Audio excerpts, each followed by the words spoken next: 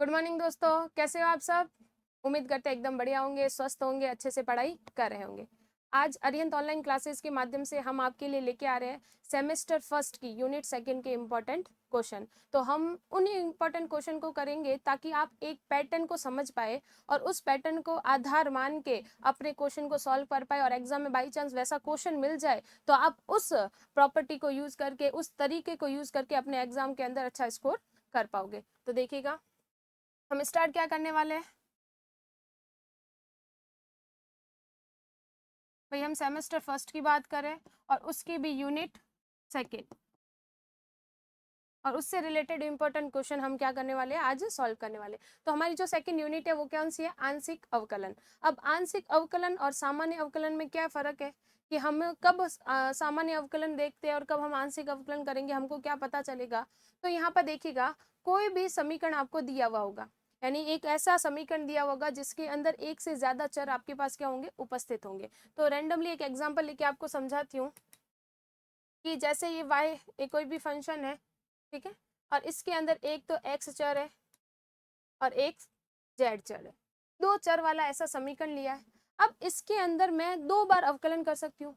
एक तो भाई x को x के सापेक्ष करूं और एक मैं z के सापेक्ष करूं, यानी एक बार मैं dy बाई dx कर सकती हूँ, एक dy बाई dz कर सकती हूँ। अब मैं इस dy बाई dx को या dy बाई dz को del y by del z या del y by del x में कब कन्वर्ट करूंगी तो उसको देखना। अब जब किसी समीकरण के अंदर एक से अधिक चर हो, क्या हो,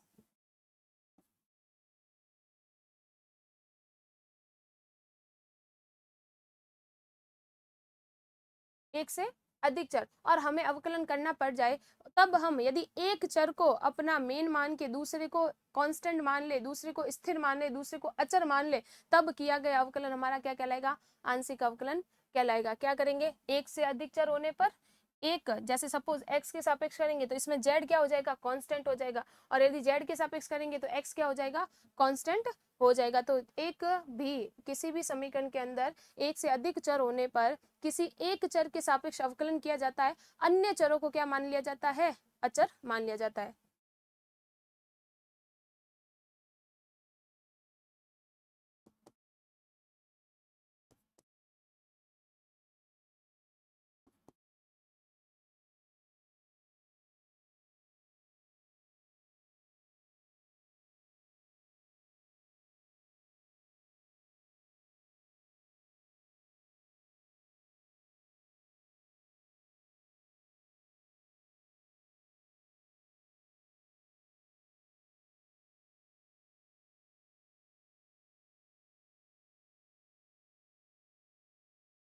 क्लियर, ये इसकी डेफिनेशन हो गई।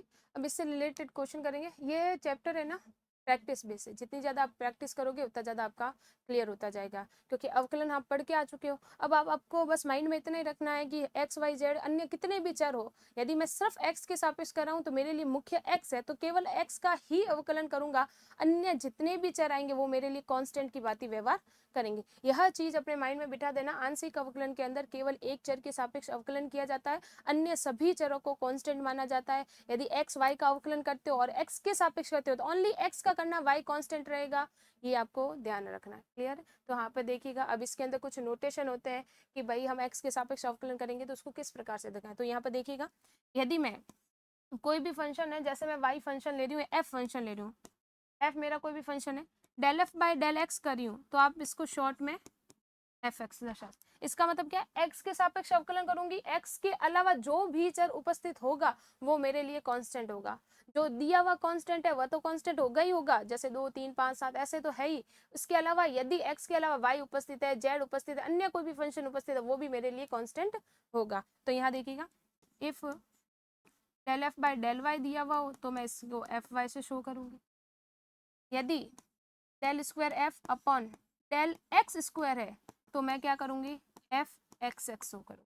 एक्स एक्स का मतलब क्या होगा, दो बार हमने एक्स के सापेक्ष अवकलन किया, आंशिक अवकलन किया। क्लियर, अब del F upon del Y square है, del square F upon del Y square है, तो इससे एफ वाई वाई रिप्रेजेंटेशन में भाग मिलेंगे। अब देखो, इसके अलावा क्या हो सकता है, del square F upon del x del Y. इसका मतलब क्या है, जो यहाँ होगा उसका प्रथम बार अवकलन किया गया, यानी पहले y के सापेक्ष किया गया फिर x के सापेक्ष किया गया, तो इसको अपन एफ एक्स वाई से शो करेंगे।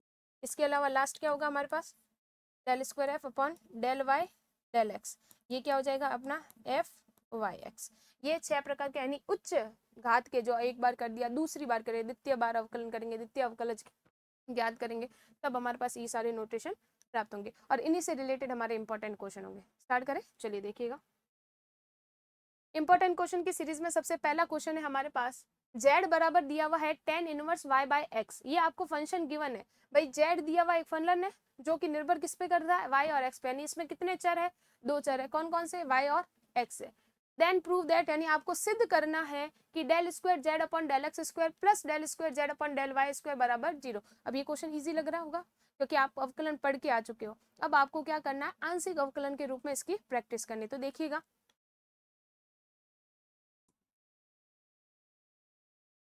तो z आपके पास जब फंक्शन है तो सबसे पहले देखो हमें जो चाहिए ना, del square Z upon del x square, del square Z upon del Y square. सबसे पहले हम del Z by del X निकालेंगे। तो देखो, यानी differential with respect to X. अब जब एक्स के सापेक्ष अपन क्या कर रहे हैं, पार्शियल डिफरेंशियल कर रहे हैं।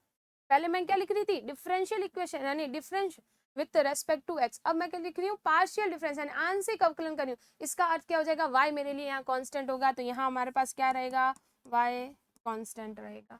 तो अब यहाँ पे देखो आपके पास आंसर क्या आएगा, सबसे पहले tan इनवर्स x का कर दो 1 अपॉन 1 प्लस एक्स स्क्वायर। अब y हमारे लिए कांस्टेंट है, 1 अपॉन एक्स का हम करेंगे तो क्या हो जाएगी, घात माइनस एच हो जाएगी, तो इसका कितना आ जाएगा, -1 अपॉन एक्स स्क्वायर। क्लियर है, तो हमारे पास सॉल्यूशन करने पर क्या आ जाएगा, देखो X square plus Y square,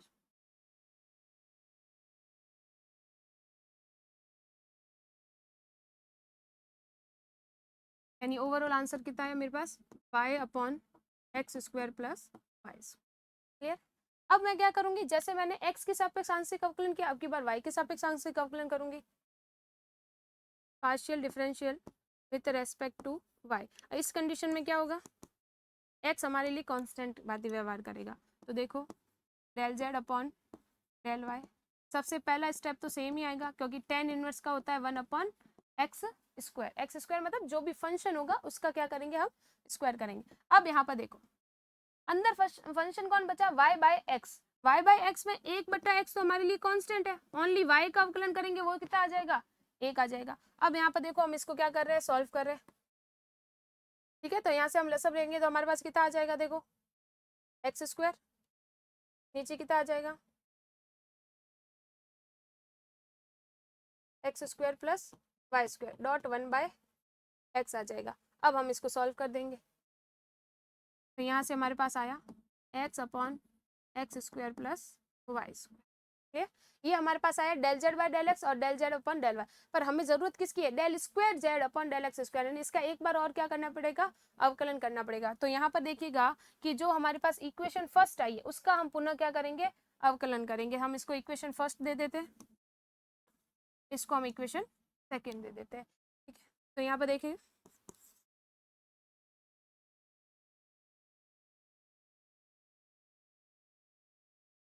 तो यहाँ से हमारे पास क्या आ जाएगा, del square Z upon del x square.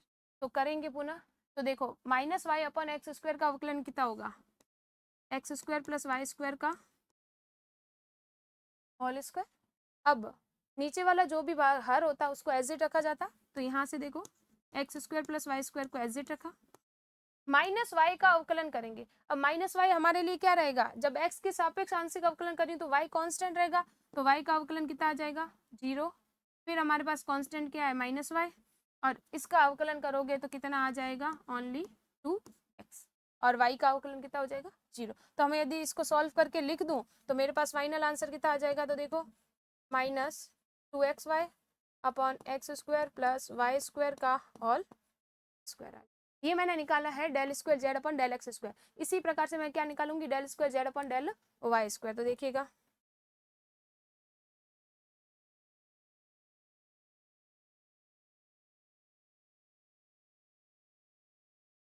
समीकरण 2 का पुनः partial differential with respect to Y. अब वाई कर रहे हैं, इसका मतलब एक्स जो होगा वो हमारे लिए कौन क्या होगा, कांस्टेंट। यहाँ क्या होगा, वाई हमारे लिए क्या होगा, कांस्टेंट होगा। तो यहाँ हमारे पास स्टेप क्या आएगा, del square Z upon del Y square. Same अब सेकंड इक्वेशन का करने वाले, तो सेकंड इक्वेशन में आप देखोगे तो बट्टा में क्या है, x square plus Y square, तो इसका पुनः क्या आ जाएगा, होल स्क्वायर आ जाएगा। फर्स्ट वाले को हम एज इट रखेंगे। अब मेरे लिए x है तो x का क्या होगा, कांस्टेंट, कांस्टेंट का अवकलन क्या होगा, 0। फिर क्या हो जाएगा प्लस x, और एक्स स्क्वायर हमारे लिए कांस्टेंट, और वाई स्क्वायर का कितना अवकलन हो जाएगा, 2y। अब यहाँ देखो, यहाँ पर हमारे पास क्या स्टेप बचेगा, ये तो पूरा हो गया 0, तो यहाँ पर कितना बचा, 2xy अपॉन में क्या बचा, x square plus Y square का, और ये हमारे पास टर्म आ गया। अब आगे देखिएगा, हमें इसने पूछा क्या है, हमें इसने पूछा है कि आप प्रूफ करो कि del square Z upon del x square plus del square Z upon del Y square की वैल्यू 0 होती है। तो हमने इसकी कौन सी साइड ले ली, लेफ्ट हैंड साइड। अब हमारे पास जो दोनों समीकरण के द्वारा वैल्यू आए थे, भाई पहले से वैल्यू कितनी आई, -2xy upon x square plus Y square, फिर आई 2xy plus upon x square plus Y square, दोनों वैल्यू यहाँ पे पुट कर देंगे। तो देखो यहाँ आ गया -2xy upon x square plus Y square, और यहाँ कितना आया 2xy upon x square plus Y square. अब आप इसको सॉल्व कर दो, लसब ले लेंगे, एलसीएम कितनी आई, X square plus Y square, ऊपर कितना बचा, यहाँ से हमारे पास आंसर कितना आ गया। और सीधे भी आप कट कर सकते हैं, ये माइनस में और ये प्लस में, आंसर कंप्लीटली 0 आ जाता है। यानी हमारे पास क्या हो गया, अतः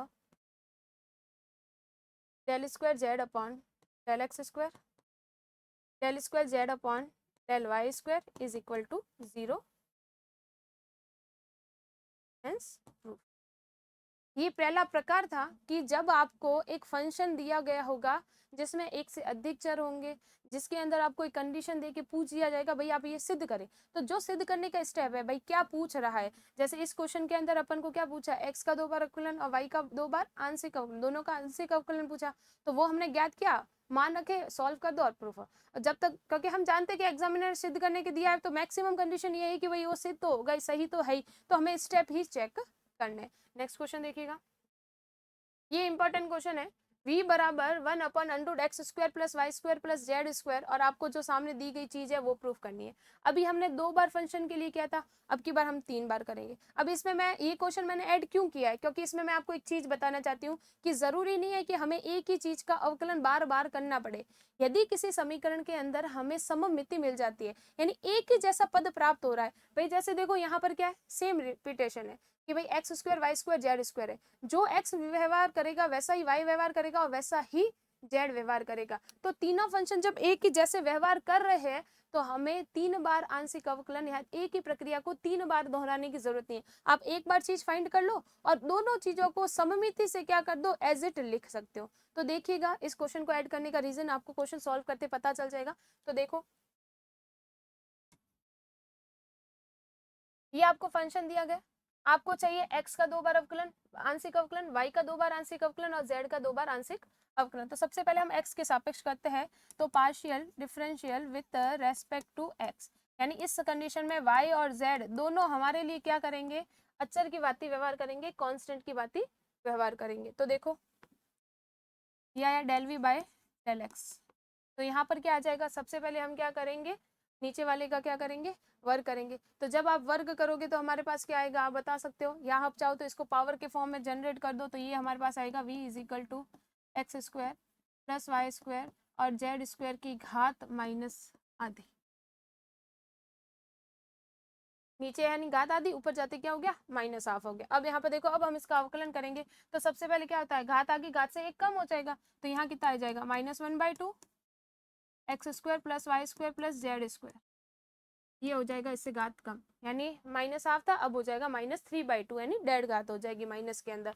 अब किसके सापेक्ष करें, x के सापेक्ष, y और z से कोई लेना देना नहीं है, y और z का अवकलन जो भी होगा आंशिक अवकलन वो शून्य, तो x का करेंगे यानी एक्स स्क्वायर का करेंगे तो हमारे पास स्टेप कितना आ जाएगा, 2x आ जाएगा। तो यहाँ से हमारे पास आंसर कितना आएगा, देखो 2 से 2 कट हो गया, तो यहाँ से हमारे पास फाइनल आंसर आया x upon x square plus Y square plus z square की घात 3/2, ये 3/2 कैसे आई, -½ और -1 -3/2 हो गया। अब यहाँ पर देखिएगा, अब पुनः हम इसका करेंगे, पुनः इसमें भी y और z दोनों क्या होंगे, कांस्टेंट होंगे। तो यहाँ से हमारे पास क्या आंसर आएगा, del² v/del x²। अब यहाँ पर देखो सेम, ये घात कहाँ चली जाएगी, ऊपर चली जाएगी। तो यहाँ से हमारे पास फंक्शन क्या बनेगा, -x x² + y² + z² की पावर -3/2 है ना। तो यहाँ पे आप चाहो तो लिख दो कि भाई जो आपका vx फंक्शन है वो ये है,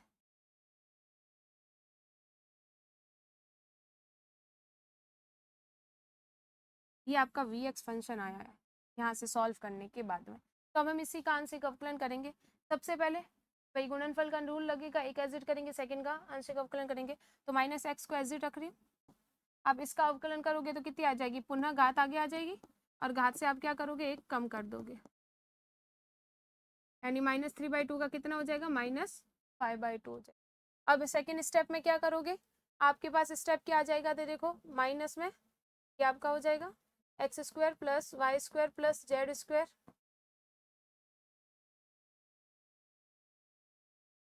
देखो पहले x को ऐसे रखा, इसका आंशिक अवकलन कर दिया घात का। अब अंदर वाले का पद का करेंगे तो x² का पुनः कितना आ जाएगा, 2x आ जाएगा। अब हम आगे वाला स्टेप करेंगे तो हमारे पास क्या आ जाएगा, x² + y² + z² की पावर -3/2। अब -x का अवकलन करेंगे तो वो कितना आ जाएगा, -1 आ जाएगा। -1 कैसे है, माइनस तो ये वाला गिवन है, x का अवकलन कितना हो जाएगा, आंशिक अवकलन 1। y z से कोई लेना देना नहीं, इसलिए हमने उसकी कोई बात नहीं की। अब हम इसको थोड़ा सा सॉल्व कर देते हैं। तो यहाँ से देखो माइनस माइनस प्लस हो जाएंगे और ये 2 से 2 क्या हो जाएगा, कैंसल आउट हो जाएगा। तो यहाँ पर कितना बचेगा, 3x² और अपॉन में कितना बचेगा, घात x² + y² + z² की घात 5/2। और यहाँ पर हमारे पास क्या स्टेप बचेगा, -1/,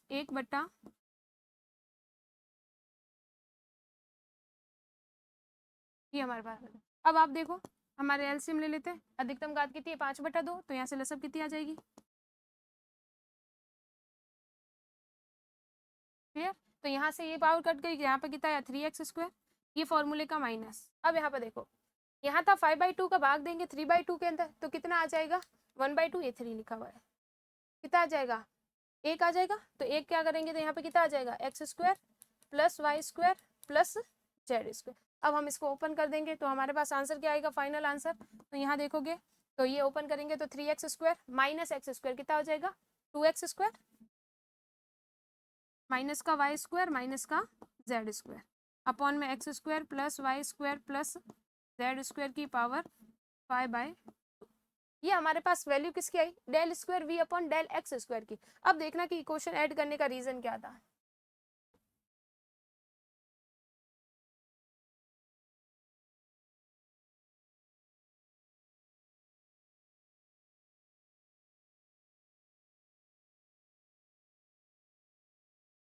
चलिए, ये मेरे पास वैल्यू आई है del² v/del x² की।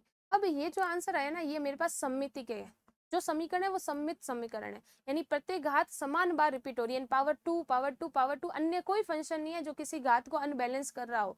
तब ऐसी स्थिति में आपको 3 बार अवकलन करने की जरूरत नहीं है, आंशिक अवकलन करने की आवश्यकता नहीं है। तो यहाँ पर देखो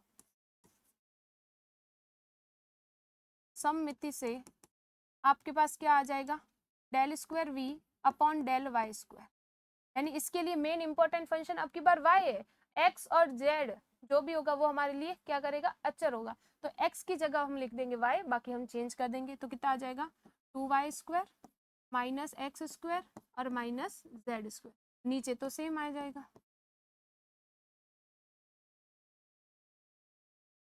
इसी प्रकार करेंगे del² v/del z², ये कितना आ जाएगा, 2z² - x² - y² upon x² + y² + z² की पावर 5/, ये हमारे पास तीनों स्टेप्स आ चुके हैं। अब हमें पूछा क्या गया क्वेश्चन के अंदर, वो देखो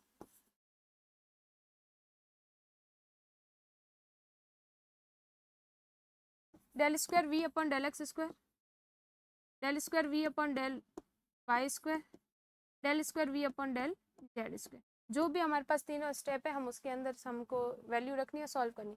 तो आप देखो ये रहे तीनों स्टेप 1 2 3।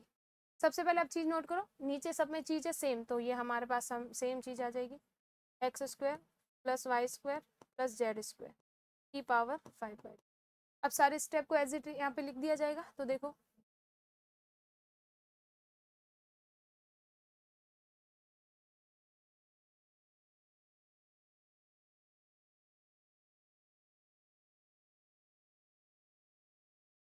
अब देखो सबसे पहले एक्स एक्स वाले स्टेप को चेक कर दीजिए, आपके पास कितने हैं, ये रहा 2x स्क्वायर, ये रहा माइनस एक्स स्क्वायर, ये माइनस एक्स कैंसिल आउट, ऐसे ऐसे वाई स्क्वायर कैंसिल आउट और ऐसे जेड स्क्वायर कैंसिल आउट। तो आपके पास क्या चीज़ बच जाएगी, ऊपर बच जाएगा 0 upon x square y square z square की पावर 5/2 और फाइनली आंसर आपके पास कितना आ गया, 0 आ गया।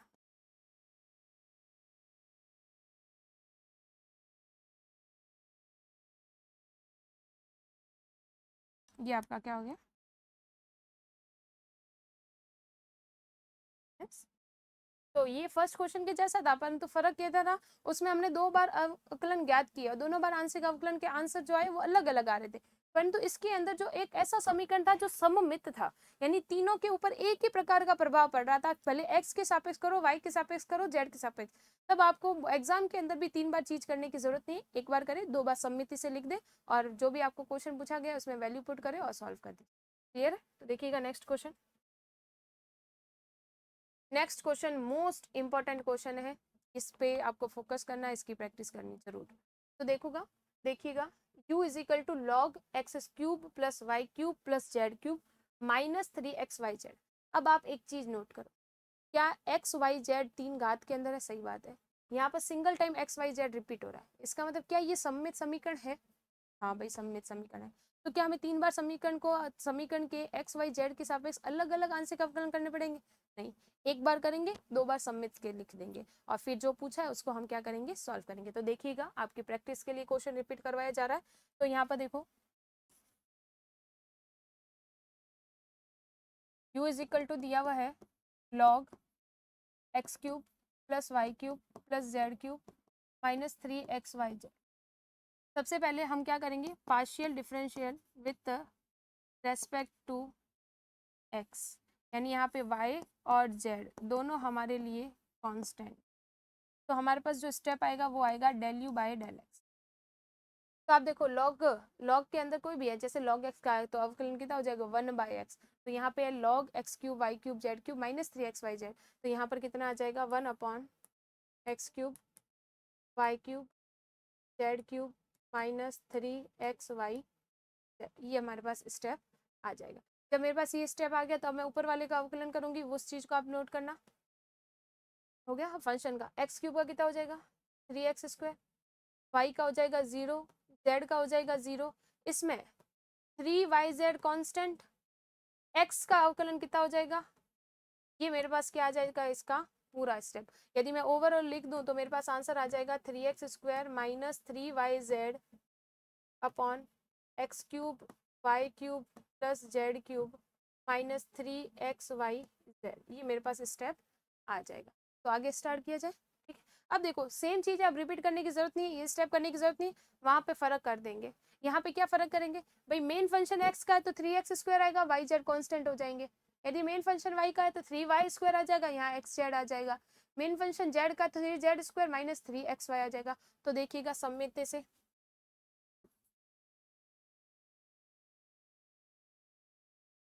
कितना हो जाएगा, del u upon del y is equal to 3y² minus 3xz upon में सेम, क्योंकि पूरा फंक्शन एक ही जैसा है तो हमें सम्मिति लगानी है। क्लियर? इसके बाद हमारे पास क्या आएगा, जैसे del you by del y लिखा है इसी प्रकार से हम क्या लिख देंगे, del u upon del z लिख देंगे। Del u upon del z क्या आएगा 3z² माइनस 3xy अपॉन में x cube y cube z cube minus 3xyz।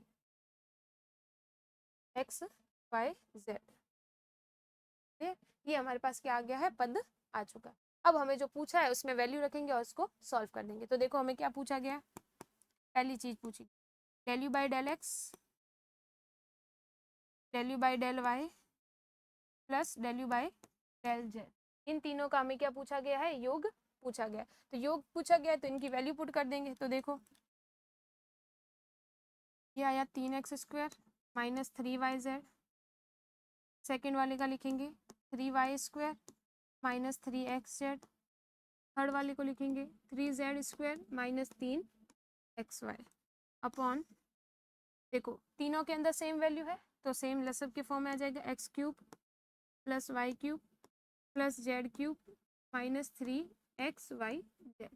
अब आगे देखिएगा, ऊपर वाली सीरीज में पूरा 3 क्या ले लिया जाए, कॉमन ले लिया जाए। तो 3 कॉमन ले लूँ तो नीचे क्या बच जाएगा, x² plus y² plus z² minus xy minus yz minus zx। मैंने रीअरेंज करके लिखा है, पहले घात 2 वाले पद लिखे, फिर xy yz zx लिखा। देख लो 6 पद ऊपर थे, 6 पद ही नीचे। अब नीचे आप इस स्टेप को देखोगे तो ये है x³ plus y³ plus z³ minus 3xy। क्या आप क्लास 9th के अंदर 10th के अंदर ऐसी सर समीका पढ़ के आए हो ना? तो आपको उस सर समीका को यहाँ पे क्या करना है, याद करना है और उसको यूज करना है। तो यहाँ से हम इस सर समीका का यूज करेंगे। भाई a³ plus b³ plus c³ minus 3abc क्या होता है, a plus b plus c bracket में x² यानी a² b² c² minus ab minus bc minus c है। तो यहाँ पर क्या हो जाएगा हमारे पास x plus y plus z, ठीक है। यहाँ हो जाएगा x² plus y² plus z² minus xy minus yz minus zx। अब देखो ये पूरा स्टेप क्या हो गया, कैंसल आउट हो गया। तो हमारे पास फाइनली आंसर क्या बच गया, यहाँ बचा 3x plus y plus Z. और यही चीज हमें क्या करनी थी, प्रूफ करनी थी, बस इतना सा। यहाँ आइडेंटिटी याद होनी जरूरी है कि भाई हमने एक सर समीका का यूज किया। कौन सी सर समीका किया है, a³ plus b³ plus c³ minus 3abc is equal to a plus b plus c bracket में a² b² c² minus ab minus bc minus c, जो कि एज इट ऊपर पद पड़ा था, कट करते हमारे पास फाइनली आंसर आ चुका है। क्लियर? चलो नेक्स्ट क्वेश्चन पे, इसी के सेकंड क्वेश्चन पे जा रहे हैं।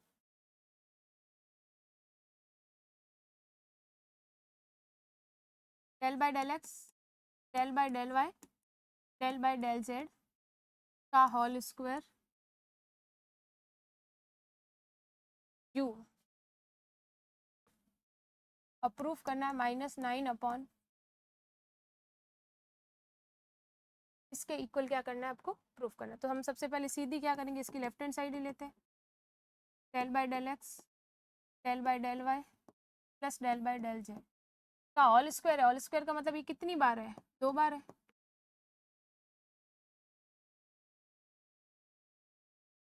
और पीछे कौन पड़ा है, यू। तो यहाँ से मेरे पास क्या आएगा, del by del x del by del Y del by del z. और इसको यदि कंबाइन कर दूं क्या हो जाएगा, del u by del x, क्योंकि पहली संक्रिया है ना। ये जो फंक्शन लिखा ना, ये एक प्रकार का संकारक है। डी बाई डी एक्स क्या एक संकारक है, जो आगे आने वाले चर पे डिपेंड करेगा, उसके आधार पे व्यवहार करेगा। वैसे ये भी एक संकारक हो गया। तो यहाँ कितना आ जाएगा, del u by del Y del u by del z. Clear? इसकी वैल्यू पुट कर देंगे, इसकी तो हमने जस्ट अभी सिद्ध की है।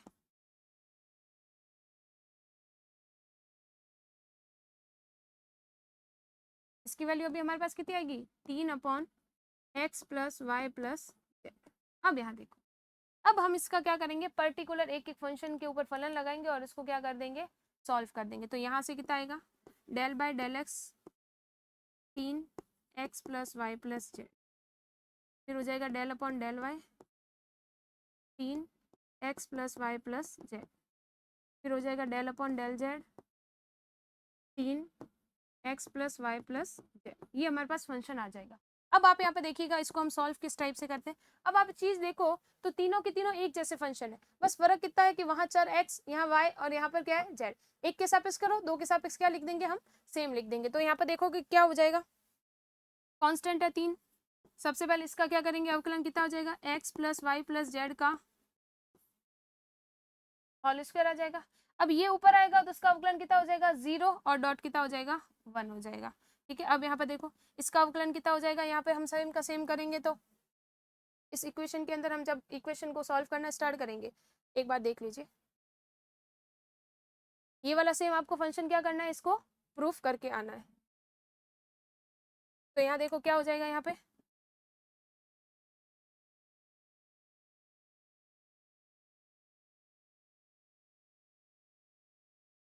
क्यू फंक्शन लगाया हमने, क्लियर। अब यहाँ पे देखो, यहाँ हमारे पास क्या क्या चीज आएगी, यहाँ से जब हमने इसका फंक्शन का अवकलन किया, फंक्शन क्या रहेगा, एज इट रहेगा।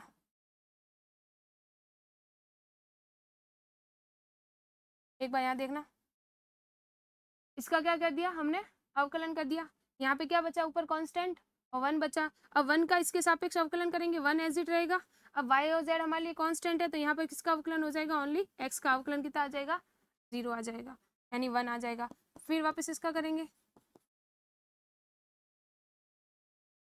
क्लियर है। यहाँ पर भी अवकलन कितना आ जाएगा, 3 आ जाएगा। अब यहाँ पे देखो, जब घात आगे करेंगे तो यहाँ पर भाग का रूल लग रहा है, तो यहाँ पे क्या लग जाएगा, सबके आगे माइनस लगता जाएगा, तो ये -3 हो जाएगा। वैसे वैसे यहाँ पे आप करोगे तो यहाँ पर भी कितना आ जाएगा, -3 x plus y plus z का होल स्क्वायर, क्लियर है।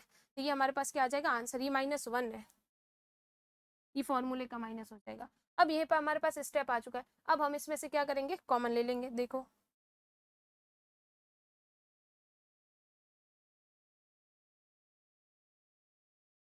अब आप यहाँ पर देखिएगा, इससे हम स्टेप कॉमन लेंगे, तो आप कॉमन लेगोगे तो हमारे पास क्या कॉमन आएगा, x plus y plus z का होल स्क्वायर। जब हमारे पास होल स्क्वायर आ गया तो हमारे पास ऊपर कितना बचा, -3 -3 तो फाइनली आंसर कितना है हमारे पास, -9/x plus y plus z का होल स्क्वायर। ये हमारे पास आंसर आ गया है, हेंस क्लियर है। तो आज हमने 3 मोस्ट इंपॉर्टेंट क्वेश्चन देखे, जिसमें पहला हमने समझा कि आंशिक अवकलन का यूज कैसे किया जाएगा। 2 ऐसे क्वेश्चन देखे जिसमें हमने ये देखा कि जरूरी नहीं कि हमें बार बार ही अवकलन निकालना पड़े, आंशिक अवकलन निकालना पड़े। हम सममिति के आधार पर एक बार अवकलन करके 2 बार उसको सेम प्रकार से रीअरेंज करके लिख सकते हैं, और फिर जो आपसे पूछा जाए वो कर सकते हैं। थैंक यू, आगे बने रहिए।